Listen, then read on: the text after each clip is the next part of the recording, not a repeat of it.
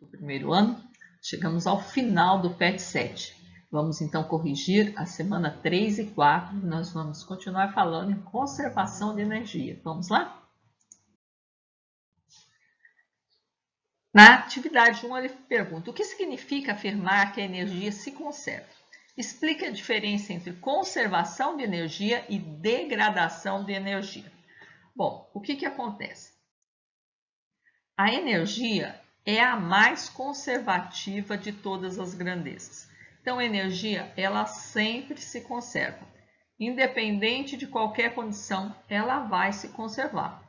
Só que, às vezes, quando a gente está transformando a energia, ela é transformada de uma forma em outra. Então, por exemplo, se você está descendo, né, alguma coisa. No alto você tem energia potencial, aí à medida que você vai perdendo altura, geralmente vai ganhando velocidade, porque o que vai perdendo de energia potencial vai ganhando de energia cinética. Mas se tiver atrito aí, o atrito, ele é uma energia assim, que ele vai atrapalhar o movimento. A força de atrito, ela atrapalha o movimento. Então, por vezes, ele pega parte dessa energia, por vezes não, geralmente, e transforma ela, por exemplo, em calor, que nem na freada. Parte transforma em energia sonora. E não são energias tão aproveitáveis, né? Tão assim visíveis. É como se a gente pensasse assim, não são energias tão úteis, né? Então, quando isso acontece, a gente fala que houve degradação de energia.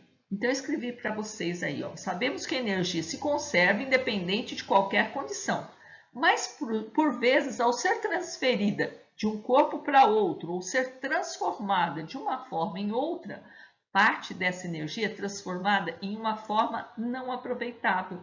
Então, dizemos que houve uma degradação de energia. Aqui na atividade 2, ele fala que o carrinho da montanha-russa da figura partiu do repouso em A, então um dado importante. Se ele partiu do repouso, quer dizer que a velocidade em A é igual a zero, e atingirá os pontos B e C sem perder contato com os trilhos, desprezando a ação de quaisquer forças dissipativas e adotando. Então, não tenho força de atrito aí, resistência do ar, nada. E eu vou adotar ZA, ele chama de Z as alturas, tá? A altura do A, 20 metros, do B, 0, do C, 5 metros, e a gravidade, 9,8 metros por segundo ao quadrado.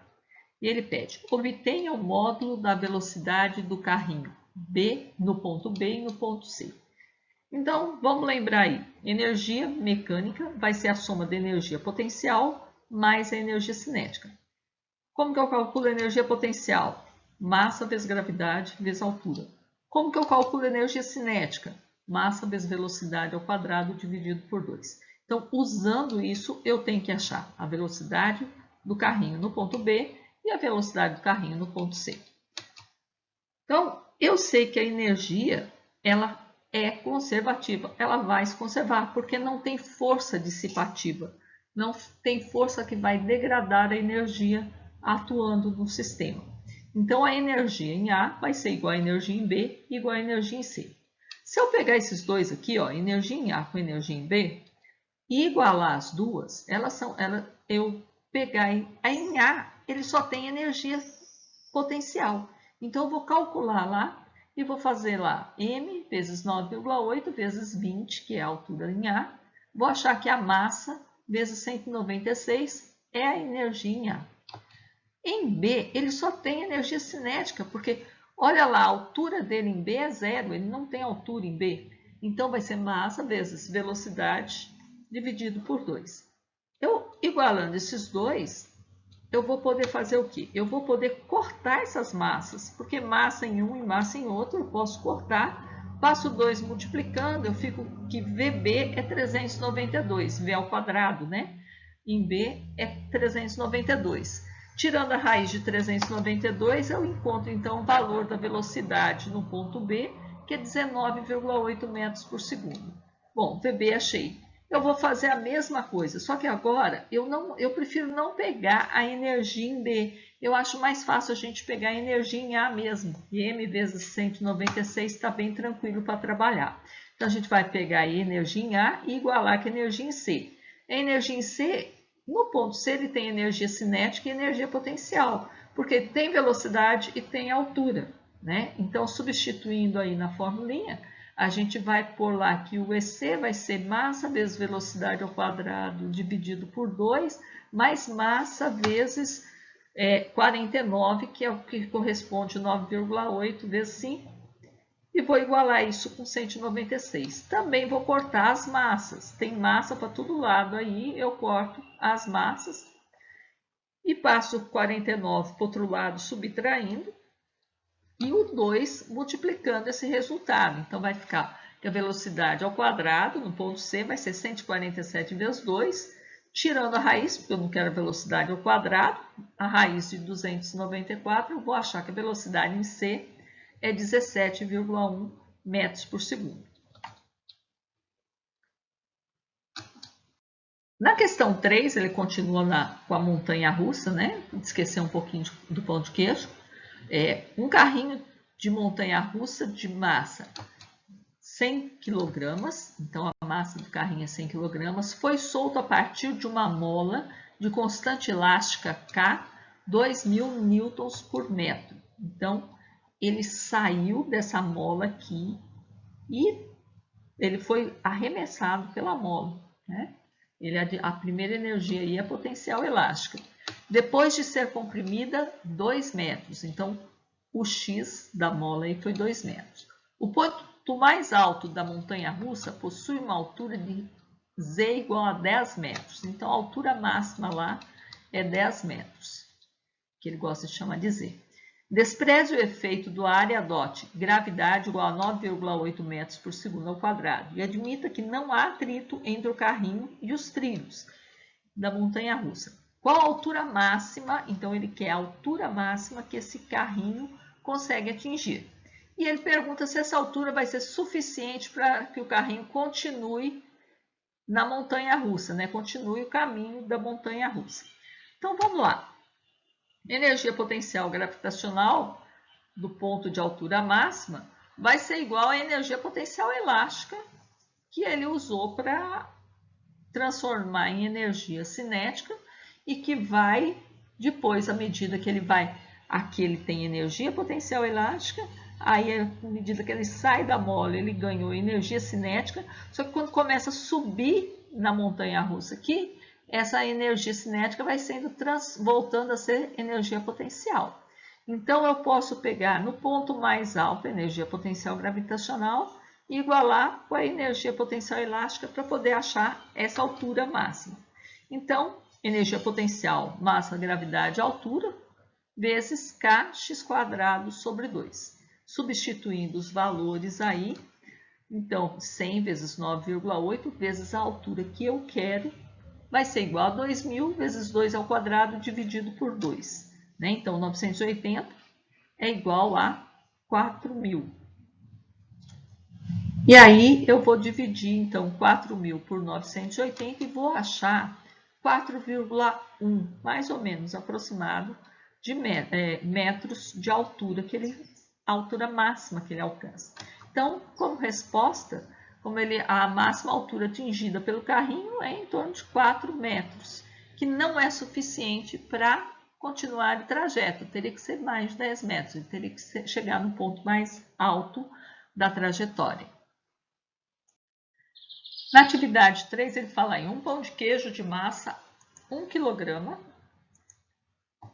Então, aí a massa 1 kg, um dado importante, eu vou tirar, será tirado de um arco com constante elástica K igual a 100 newtons por metro.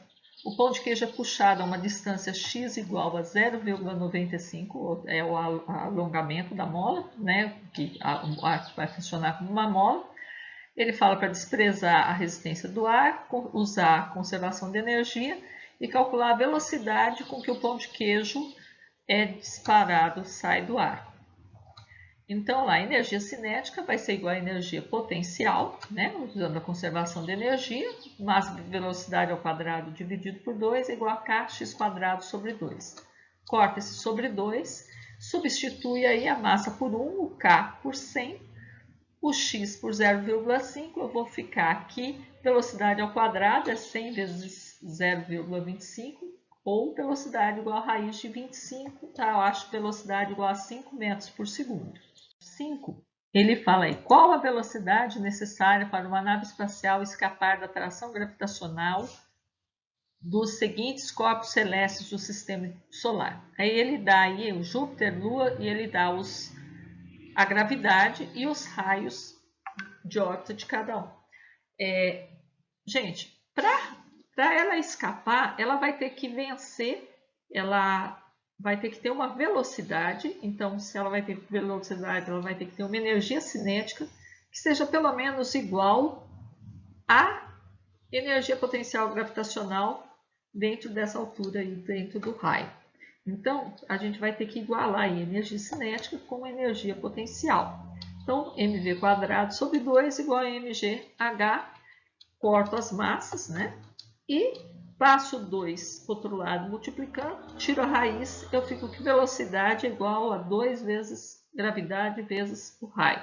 Então, aí é só aplicar usando os dados de cada letra. Então, na letra A, 2 vezes 26 vezes 7,15 vezes 10 à sétima. Calculo isso e tiro a raiz quadrada disso. Isso dá 371,8 vezes 10 à sétima. Tirando a raiz, é mais fácil para mim, nesse caso, eu andar uma casa aqui, ó, porque o expoente par me facilita para tirar a raiz. Então, aí eu acho que a velocidade é 6,10 vezes 10 a 4 metros por segundo. Mesmo que eu tenha mais casas decimais, eu vou arredondar sempre para 2, porque foi o máximo de casa que ele me forneceu aqui. Na letra B, vou fazer a mesma coisa, só que agora 2 vezes 1,6 vezes 1,74 vezes 10 à sexta. Faço as contas, tiro a raiz, acho 2,36 vezes 10 ao cubo. Na letra C, 2 vezes 3,8 vezes 3,39 vezes 10 à sexta. Faço a continha aí. Tiro a raiz, acho 5,08 vezes 10 ao cubo. E na D, 2 vezes 274 vezes 6,96 vezes 10 à oitava, mesma coisa, tiro a raiz e acho 6,18 vezes 10 à quinta. Lembrando que eu tenho que passar para a notação científica. Na atividade 6, um pão de queijo de massa desconhecida, mas não tem importância, porque ele fala é abandonado em queda livre, então não preciso saber a massa, de uma altura z igual a 200 metros. Então, a altura 200 metros, e ele quer saber qual a velocidade adquirida pelo pão de queijo, então, velocidade é o que eu quero saber, e ele manda desprezar qualquer possível ação de forças dissipativas e utilizar a conservação de energia e calcular os dados usando os dados da atividade 5, né? Então, aqui, de novo, vai ser a mesma coisa da atividade anterior, só que em vez do raio, eu tenho uma altura que é 200 metros. Então, energia cinética igual a energia potencial, corto as massas, acho lá que a velocidade é raiz de 2 vezes gravidade vezes altura. Então, em Júpiter, a gravidade é 26 e na Lua 1,6, em Marte 3,8 e no Sol 274 metros por segundo ao quadrado. Agora é só aplicar a formulinha. 2 vezes 26 vezes 200, vou achar 10.400, tiro a raiz, acho 101,98.